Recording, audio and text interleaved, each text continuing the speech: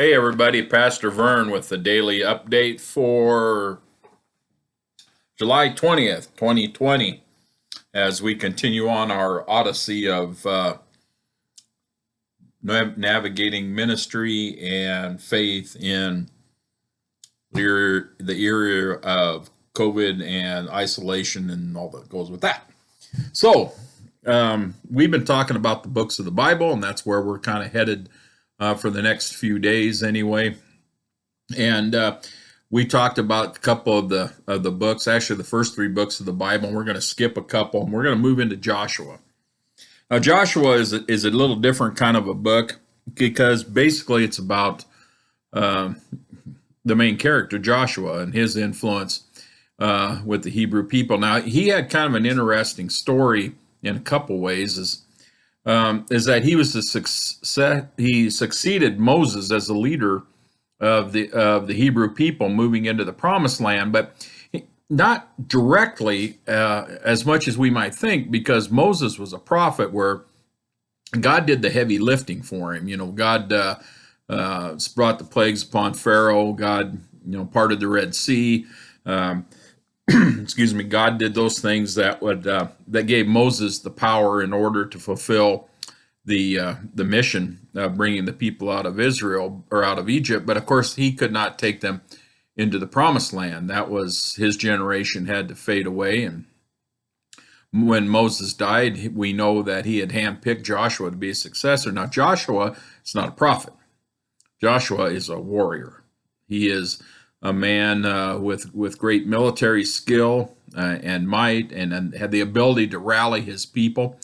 And essentially, when they went into the Promised Land, they had to conquer it, because the Canaanites were there already, and they had to vanquish them for the most part.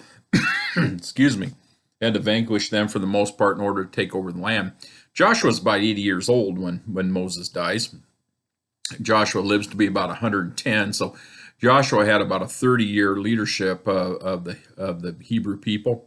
He did successfully lead them into the Promised Land and conquer that and set up a country there for his people, and what was land that was promised to them. We alluded a little bit to that in the this last week in worship, as we talked about God promising Jacob some land, and that would be the land of his people, and he would be numerous. And so that's when he was getting sent back there. Along with being with a military leader, he's also a statesman. He was able to negotiate things. He was able to lead his people in a way that they would follow willingly. When you think about that, here's a group of people who have been in captivity for a long time, who really had no military might, and now they're being asked to be warriors to move in to reclaim the land that God had given them, and to actually punish the people who were there, who were not, who were not following God's wills and didn't know the God of the Hebrews in a way that they were their God. It was more of a God of the time for them.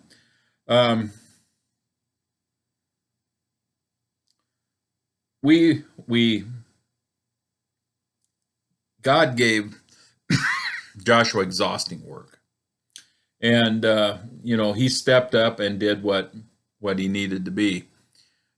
There is some foreshadowing in Joshua's story into the time that Christ come. Joshua, Jesus, those two names are kind of interchangeable in the Jewish culture. You can use both those names translated down. They would be very similar, and in some ways, Joshua is the one who brings his people into a new era, into the land, into the Promised Land, such as Jesus centuries later brings us to salvation and for eternity. So there's some foreshadowing of Joshua's story into the story of Jesus. It's sometimes people will link that directly, and sometimes it's kind of a causal effect type thing. But either way, we see that that in some ways history repeats itself. In this case, God's divine intervention was to make Joshua this brave warrior who was able to rally his troops to receive the Promised Land, and centuries later, it's the Son of God, the Son of Man, who rallies his people to understand that the law that Moses received and Joshua enforced was relevant to that day, and he had come to help us better understand that law, and that law really led to a relationship that gave us salvation through grace of God. If we and but the law is really the rules that we live by to live that gracious life. So through all that combination of things, we have the story of Joshua in the book of Joshua. We'll move on to another book next or tomorrow. We hope that you are having a blessed time.